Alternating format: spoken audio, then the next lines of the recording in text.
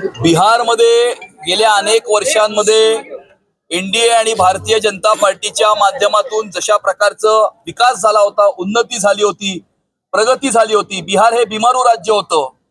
या बिमारू राज्याला प्रगतीच्या मार्गावर नेण्याचं काम हे पंतप्रधान नरेंद्र मोदीजींच्या नेतृत्वाखाली एनडीएच्या मार्फत झालं। त्यामुळे या बिहारच्या जनतेने हे मत विकासाला मत दिलेलं आहे, मोदीजींना मत दिलेलं आहे, एनडीएला मत दिलेलं आहे। आणि जो विरोधकांचा रडीचा डाव होता की आम्ही जिंकलो तर लोकशाही आणि आम्ही हरलो तर वोट चोरी, हा या जनतेचा अपमान आणि अवमान जे विरोधकांनी केलं होतं त्याचा बदला हा जनतेने, बिहारच्या जनतेने घेतलेला आहे। आणि या सर्वांना रडीचा डाव खेळणाऱ्या या सर्वांना घरी बसवण्याचं काम हे बिहारच्या जनतेने केलेलं आहे। आणि या माध्यमातून मी हे सांगू इच्छितो कि बिहार विधानसभा के निकाल ये ट्रेलर है, मुंबई महानगर पालिका का पिक्चर अभी बाकी है।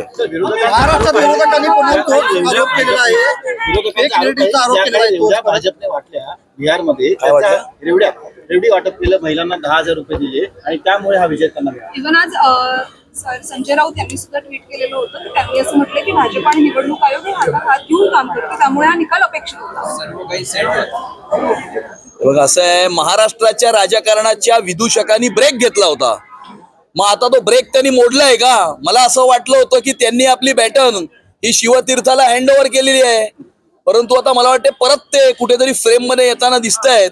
आणि त्यामुळे रोज अशा प्रकारची काहीतरी वायफळ बडबड ते करत असतात आणि त्यांची ही बडबड त्यांनाच लखला बसो, त्याच्यावरती प्रतिक्रिया देण्याची आवश्यकता मला वाटत नाही। येणाऱ्या महापालिका निवडणुकीत मुंबईचा आपण याबाबत काय सांगू? असा प्रश्न आहे की नितीश कुमारने जवळजवळ तेवढ्याच जागा मिळाल्या। नाही, मुख्यमंत्री हा एनडीएचे सर्व घटक पक्ष एकत्र बसून हा निर्णय करतील की मुख्यमंत्री कोण होईल।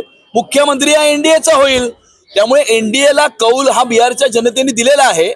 आणि जे निवडून आलेले आमदार आहेत 203, ते 203 आमदार एकत्रित बसून आपला नेता जो असेल तो निवडतील। बिहारच्या यशामुळे तुमचा आत्मविश्वास वाढला असं वाटतंय का तुम्हाला? नाही, बिहारच्या यशामुळे आम्हाला नक्कीच आनंद हा झालेला आहे, परंतु मुंबई भारतीय जनता पार्टीचा आत्मविश्वास हा नेहमीच चांगला होता, आताही चांगला आहे। आणि मुंबईकरांनी महायुतीला येणाऱ्या काळामध्ये 150 पेक्षा जास्त जागा देण्याचा निर्णय ऑलरेडी केलेला आहे। आणि गेल्या 25 वर्षामध्ये ज्यांनी मुंबई लुटली, विकून खाल्ली, अशा लोकांना घरी बसवण्याचं काम हे मुंबईकर जनता येणाऱ्या 2 महिन्यामध्ये करणार आहे।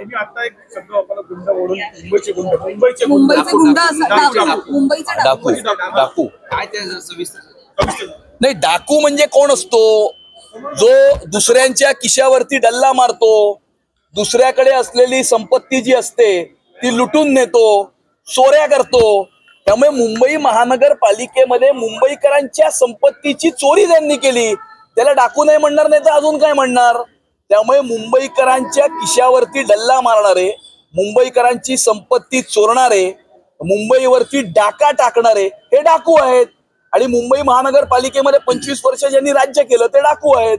दादरच्या जवळ एक पोस्टर लावलं होतं, ठाकरेंचा सेवक तोच मुंबईचा नगरसेवक। त्याला आम्ही असं उत्तर दिलेलं आहे की मुंबईचा सेवक तोच नगरसेवक। मुंबई महानगरपालिका ही कुठल्या परिवाराची मक्तेदारी नाही किंवा कुठल्या एका परिवाराची जागीर नाही, ही मुंबईकराला सोयी सुविधा देण्याचं एक माध्यम आहे, त्याची एक स्वायत्त संस्था आहे आणि सरकारी संस्था ही कोणाच्या परिवाराची जागीर नाही। आणि त्यामुळे कुठल्या परिवाराचा सेवक नाही, मुंबईचा जो सेवक असेल तोच या ठिकाणी नगरसेवक म्हणून निवडून येईल।